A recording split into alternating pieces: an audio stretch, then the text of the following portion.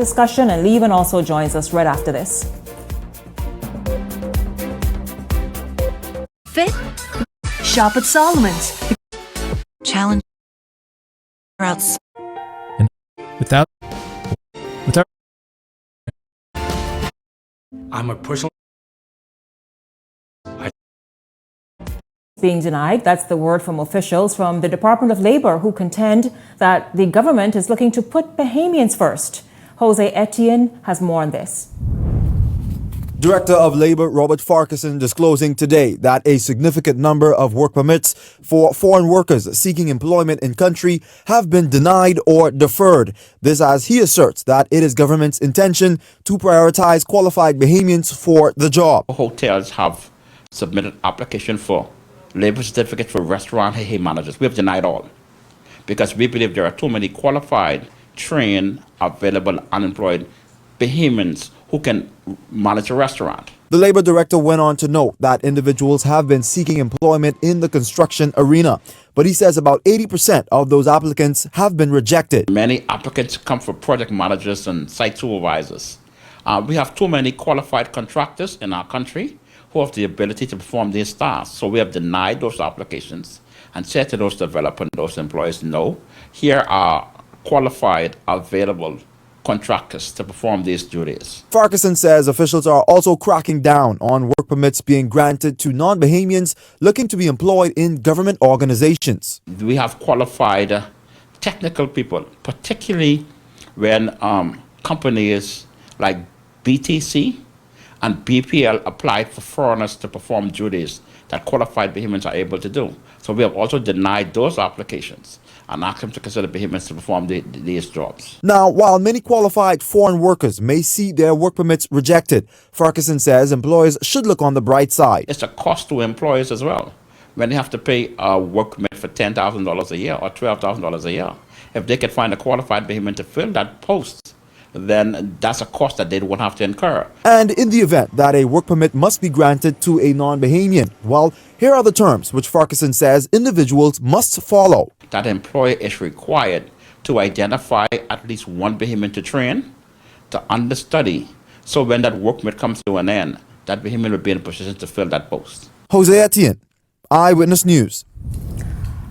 Well, I tell you, quite an interesting move for a new policy, gentlemen. Your thoughts on this new policy position? We all know that there are several thousand work permits holders in the Bahamas. Now, of course, Robert Farquharson identified in terms of restaurant and looking for restaurant managers and saying that Bahamians are well qualified and experienced to fill those positions. But when we look primarily at why a work permit is given in the first place, an investor with, let's say, $1 billion investment wants to invest here, and that insists that he or she needs certain positions filled by the experts or their experts, pumping that money into the economy as well, because that also is a level of money coming in. The chances of denying that request has been far and few in between so far. Do you see that changing? I think that's this is an argument we've been having for the last 20 years, and what he is now saying is what's been said in the past. I think, though, it's a two-pronged to this approach. We have to, as Bahamians, we have to step up our game. We must. Everything we do, we have to do with excellence. And so when you enter into an establishment of working in, whether it's management, top, middle, or lower management, you got to be excellent. You got to bring your top game. And so when these foreigners come and they bring in their billions of dollars, they're interested in what they call ROI. It's called the return on their investment. And so they want to make sure that all their ducks in a row and all their players are lined up. If you want to be one of the players, you got to step up your game so that they wouldn't say, oh, we need to bring somebody in. Because we already have qualified professional Bahamians can do the job. Another thing too, if Bahamians have stepped up their game, then we need to, when you're replacing these, what they call foreigners, I always talked about something called exit tax, where we would put 2%, 3%, or 5% of these foreign workers' salary in an escrow.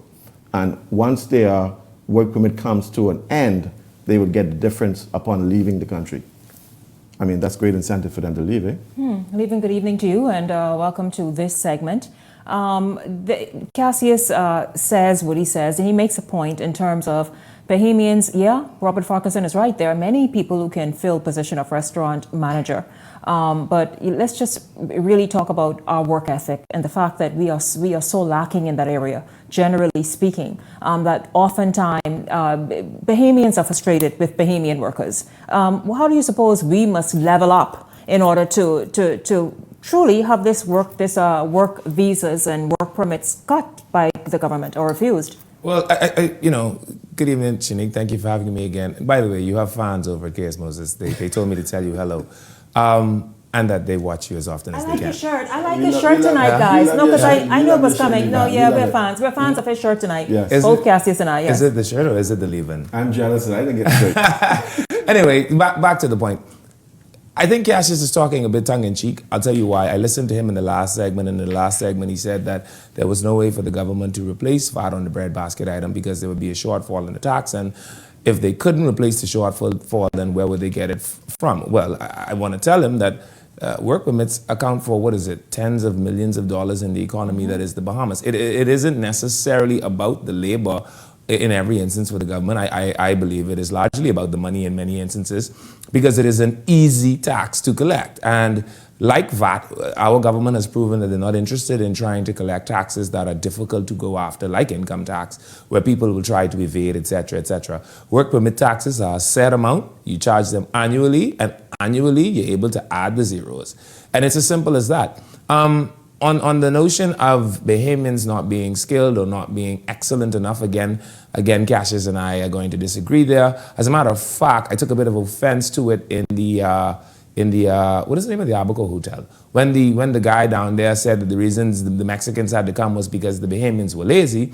And whenever I hear that notion, I ask the person that is saying it, who I believe to be a holder of a Bahamian passport, well, how hard of a worker are you? Because I can tell you, Shanique, I'm a man putting in 18-hour days. I work at least 4 jobs. And in my downtime.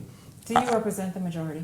Well, does your work ethic? Whether I represent the majority or not, here is what I know to be a fact. There are systems in the Caribbean that they have modeled after the Bahamas. It was the Bahamas that created the tourism product in 1925. It was the Bahamas that created the Bahama Host Program that Jamaica duplicated, and I also think Barbados duplicated. The point I'm making is, can you then say that Bahamians do not have the excellence? Can you then say that Bahamians do not have the work ethic if we, in fact, built programs that our counterparts in the region have enjoyed and tried to mock? I believe what is true is we kowtow a lot to the investor.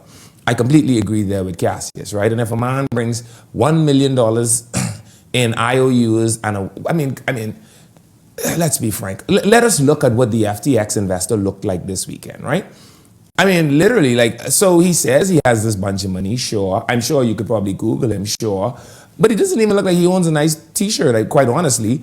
But because he brings the prospect of hope, we see him all gung-ho about jumping on this thing without a parachute if he asks us. And I think the Bahamian government has got to get to the point where we nail down investors that are more legitimate. I can't forget Gin, Shanique. I can't forget, we at least spent $1,000 on shovels for that photo op. I can't forget the Alugaya Hotel. We at least spent $1,000 on shovels for that project. None of these projects come out of the ground. But let's forget those ones. What about the Xanadu Beach? Still sitting there. What about the Princess? Still sitting there. And so what the Bahamas needs to do, in my estimation, is find investors that have a more loving relationship towards the Bahamas and the Bahamian people. It frightens me to no end when a foreign investor comes here and he tells me the reason he came to the Bahamas is because when he checked out the regulation and what it is the Bahamas was doing as a regulatory compliance set of legislation, that it was a no-brainer that the Bahamas was where he wanted to go. Shanique, I own a shotgun. I have already paid for the license 2 years back to back and still don't have the license in my possession. You trying to tell me that a country that can't get writing blue pen on a cardboard piece of paper with some clear tape and a picture from Mr. Photo will get him what he will needs. somehow be able to, and so I'm not saying he's not credible or not capable. I'm saying I'm alarmed. That's all I'm saying. Don't be. He knows how to get what he wants. Don't be alarmed. But I mean, let me clarify some points. You know, my points on excellence is clear. You know, I said we have to step up our game. Not that we are not excellent in some areas. You know, in some areas we are lacking. The problem is that we are not candid as a people. If you want to grow, and one of the major theories in economics and management is that if you want to grow as a company, you got to have your people be candid with you. Where are the shortfalls? Where are the deficiencies? Tell me. Don't tell me everything is good when I know things aren't good. And so you know. I mean, I interviewed 25 people for a sales job and couldn't hire one because none of them were up to standard. And I was like, what is going on? I put the information in the newspaper. 25 people came in, they sat with me, and I couldn't hire one person. You couldn't hire one. You didn't find one fitting I person, couldn't find Cassius? one. And so I said, something has to be fundamentally wrong. And so for me, I said, we got to fix the problem. So I'm not one to hamper on the problem, you know. I don't want the problem to exist. I want to fix the problem. And my job is to, as a leader in the society, is to encourage Bahamians to be excellent in everything you do, whether you're in service, in sales, excellent, smile. Tell the people, I mean, yes, we did start the tourism product. We did spread it to the Caribbean, but you can't let them leave us behind. And that is what I often say. We've got to learn how to run our race because it in fact was our race. It was our race. I see we're shifting gears, Shanique. I just want to do this before we get out of here. Cassius Stuart, here's what the government could do. They could pay me $150 a month and come collect the mangoes out of my yard. At my yard alone could feed the half of Takes and Cakers. All right? And if they did that to every single Bahamian, Well, I get guava, I get cherry. that's what I'm trying to tell you. They don't need, the Bahamas government don't need to plant a single tree. $150 is good for me. I could take $150. So if they did that, boxes of mango, come get them. Because only the brownie and the crabs, that's who eating these mangoes. No one in my yard eats them. Who's brownie? Our loving Caribbean royal pot cake.